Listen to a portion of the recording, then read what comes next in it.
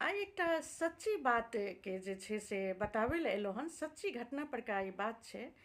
एखन हम जे छै से हमर कनि तबियत ठीक नहि छलए तऽ हम दवाइ लै लए गेलियै कस्तूरबा हॉस्पिटलके पास। एकटा हमर सबके पहचानके दवाइके दोकान छै, ओहिठाम गेलियै दवाइ लै लए। तऽ हम जहन दवाइ वगैरह लऽ कऽ रिटर्न भेलियै ने, तऽ हमर गाड़ी जतऽ लगेने छलियै, एक्टिवा गाड़ी लगेने छलियै, ओहिठमन एकटा बूढ़ी माता बैसल छलखिन। और जे कि हम विदा होइ लए गाड़ी पर बैसलियै कि हमरा पकड़ि लेलखिन और कहलखिन जे बेटी हमरा मतलब ई दवाइ हमरा अहाँ दिया दिअ। और हुनका हाथमे जे छलै से एकटा अस्थमावला नहि मशीन अबै छै श्वास लैवला, ओहि मशीनके खोल छलै और सङ्गे सङ्गे किछु दवाइ खतम भऽ गेलके खाली पैकेट छलै। और वो दुनू चीज़ हमरा पकड़ा देलखिन और कहलखिन जे बेटी ये हमको दवाई दिला दो। तऽ हम कनिक देर ले जे छै से सोचमे पड़ि गेलियै जे ये शायद केओ ठकैवला छै। और ई जे छै से दवाइ खरीद लेलाके बादमे जे छै से ई पैसा जे छै से लऽ लेतै और दवाइवलाके दवाइ वापस कऽ देतै। भऽ सकै छै एहि तरहके लोक ई होय। तो हम उनका पूछलिए जे माँ जी आपका तबीयत तो ठीक लग रहा है।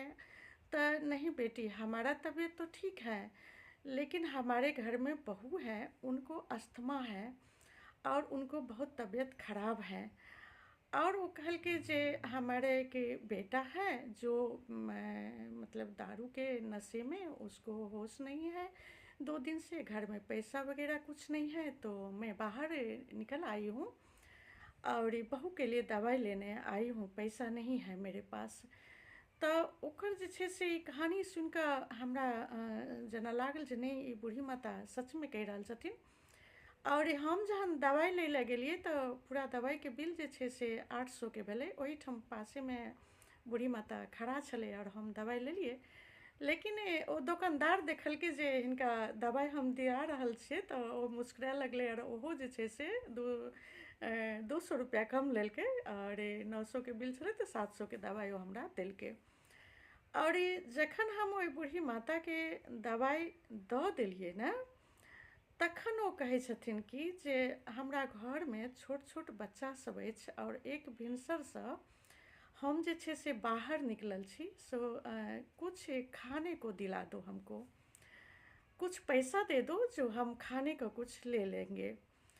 तऽ हम फेर मोनमे भेल जे पैसा माँगि रहल छथिन, लेकिन तैयो मोनमे भेल जे नहि भऽ सकै छै, दिक्कत हिनका हेतनि। और ओहिठमन एकटा बड़ा पाँवके दोकान छलै, तऽ हम 100 रुपयाके बड़ा पाँव खरीद कऽ बूढ़ी माताके थैली हम पकड़ा देलियै।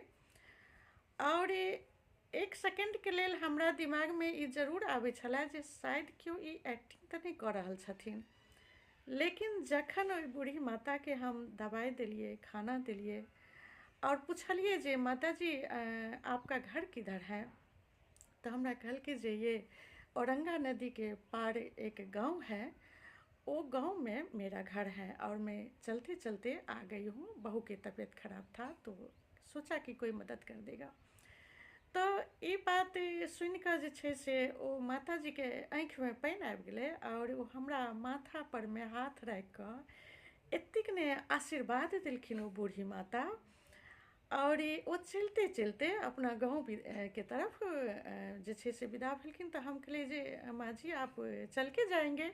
अतः हाँ हाँ कोई बात नहीं बेटा, आपने इतना कर दिया वही बहुत है, मैं चल के चली जाऊंगी। लेकिन जखन हमरा पूरा विश्वास भऽ गेल जे माताजी सचमे एतेक दुखी छथिन, हिनकर बेटा जे छै से नशामे परिवारके नहि देख रहल छै और माँ जे छै से दवाइ लए भटकि रहल छै, तऽ ओहिठमन एकटा रिक्शावला छलै, हुनका हम कहलिए साइडिंगवला रिक्शावला छलै, कहलिए जे अहाँ कनि माताजीके छोड़ि दियौ।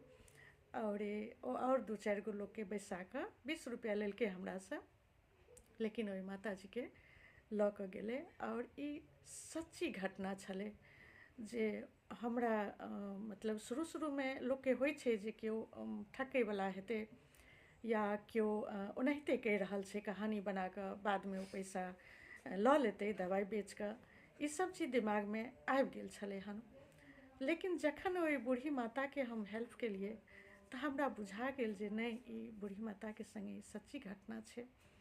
तऽ देखियौ एहन तरहके कतहु अगर हेल्प करै लए भेटै तऽ कनि मदद जरूर कऽ देल करियौ। एहि दुआरे जे भऽ सकै छै हमरा दिमागमे तखन ई जरूर आयल जे भऽ सकै छै ई बूढ़ी माता झूठ बाजैत हेथिन, लेकिन हम सोचलियै कोनो बात नहि, पैसाके जरूरत हेतै तऽ झूठ बाजैत हेथिन।